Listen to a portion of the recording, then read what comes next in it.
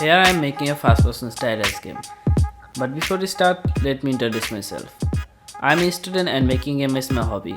From the beginning of my game development journey, I wanted to make a first person stylized game based on my own story. But after so many failed attempts, I quit the project and become a part-time freelancer.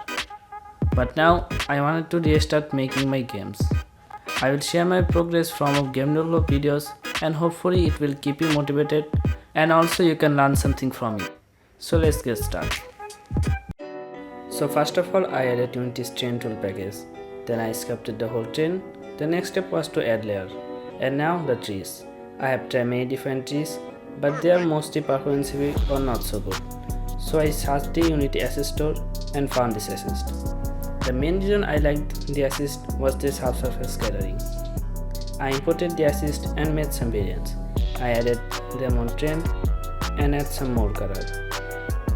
I also created some grasses. I added a directional light and give it a blue color. And now the main part, the post processing. After messing around a lot of effect and tweaking some values, here's the result.